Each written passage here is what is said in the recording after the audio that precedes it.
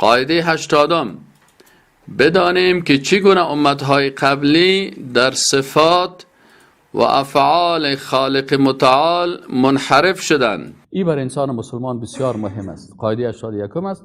مثلا قریشی ها چرا مشرک و کافر شدند؟ اگر ما علت شرک و کفر قریشی ها را بفهمیم، باز ما با مو مشکل مبتلا نمیشیم. قریشی ها وقتی کافر شدن که وقتی یک رهبر از یا که به نام عمرو بن لحی بود، این به طرف کجا رفت؟ این رفت به طرف شام. وقتی که در شام رفت و برش گفتن که خالق مثل پادشاه است.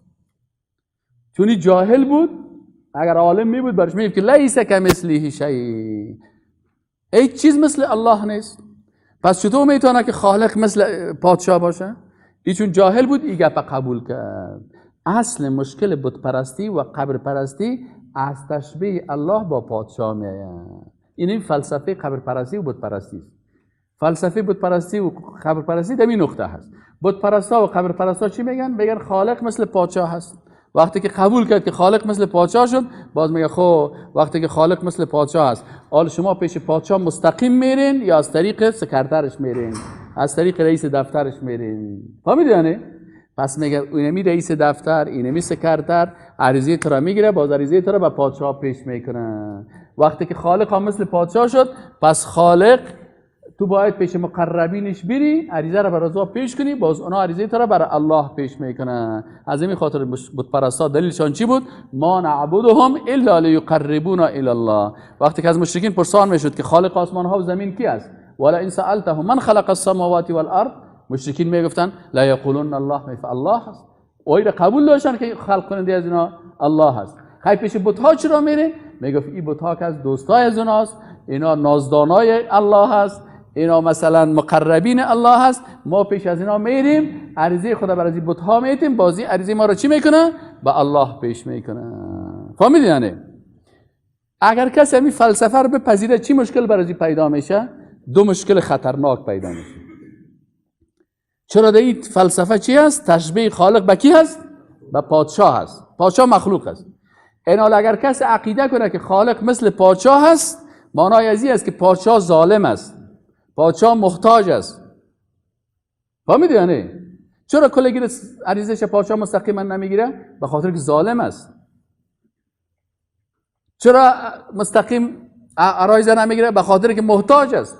چرا سکرتر گرفته؟ به خاطر کل کارا را کردن نمیتونه. پس در این صورت صفات زشت مخلوق به کی نسبت داده میشه؟ به الله نسبت داده میشه. این کفر است. و صفات رحمان و رحیم که الله مهربان است، قریب است، اجابت کننده دعا هست، نزدیک است، این را از الله میگیره برای کی میتن؟ به اون بت ها میتن. از این خاطر اینی فلسفه بت پرستی دو مشکل پیدا میکنه، دو کفر پیدا میکنه. بت پرستا و قبر پرستا دو مرتبه کافر میشن. یک دفعه کافر به خاطر ازی میشن که تشبیه میکنن الله را به پادشاه، بناهن صفات زشت پادشاه را به کی نسبت دادن؟ به خالق لا یزال. دوم دفعه کافر به این میشه که صفات رحمان رحیم الله را به کی نسبت میدن؟ به مقربین. پیش از اون میره میگه مهربان است. اینی مشکل داره. پس علت گمراهی مشرکی قریشی ها همی بود. علت گمراهی یهودی ها چی بود؟ یهودی ها باور داشتن که الله ذات یگانه هست. خیلی چرا لعنت شدن؟ چرا کافر شدن؟ به خاطر از اینکه اینا صفات زشت مخلوق، افعال زشت مخلوق به خالق نسبت میدادن. شما اگر میالم کدام وقت در دستان آمد بایبل میگن کتاب از اینا هست، عهد قدیمش تورات تحریف شده است، عهد جدیدش انجیل های تحریف شده است. اگر کدام وقت بایبل از شما آمد ایره باز کردین و خواندین، چون توضیح میکنن در صفحه اولش نشان میده که العیاذ بالله خالق نمیفهمه، جهل به خالق نسبت میده. در صفحه اولش نشست میگه وقتی که آدم از دانه گندم از درخت خورد، میگه یا لباسایشان گم شد یا برهنه شدن رفتن در جای خدا پت کردن. باز چی میگه God enter in paradise. العیاذ بالله خالق داخل شد در کجا؟ در جنت. باز میگه صدا کرد آدم، هوا، where are you؟ کجا هستین شما؟ در کجا هستین؟ یعنی الله نمیفهمید که اینا در کجا هست. دیدین؟ باز میگه که صاحب ما در اینجا هستیم. چرا اونجا هستین؟ آیا از درختی گفته بودیم نخورین خوردین؟ العیاذ بالله مثل که تابال او خالق یا خوردن خبر نداره. در جای دیگه چی میگن؟ میگه خداوند از خلق کردن بنی اسرائیل پشیمان شد. دید که گناه میکنه پشیمان شد، نسبت پشیمانی رو به الله میتن. در بعضی جای دیگه باز صفحه 4 3 که بیاین باز او چی میگه؟ میگه چرا از این درخت من نکرد؟ میگه به خاطر که این درخت معرفت بود، اگه این آدم میخورد باز آدم علمش مثل علم خالق میشد. امروز او حسادت کرد، کی باید علم نداشته باشه؟ یعنی کلمات حسادت، پشیمان شدن. حتی در یک جای بایبل ما خواندم، حتی بخش مقایسوی داشتیم، در یک جای بایبل نوشته کرده که یعقوب علیه السلام تا صبح کرد، یک نفر کشتی گرفت. صبح که شد کسی که کشتی گرفته بود دیگه این پرسان کرد که تو کی هستی؟ میگی برش گفت که العیاذ بالله من خالق آسمان ها و زمین هستم. یعنی که یعقوب تا به صبح که خالق آسمان ها و زمین چی گرفت؟ کشتی گرفت. و یک بیادبی بسیار کلان است به خالق متعال.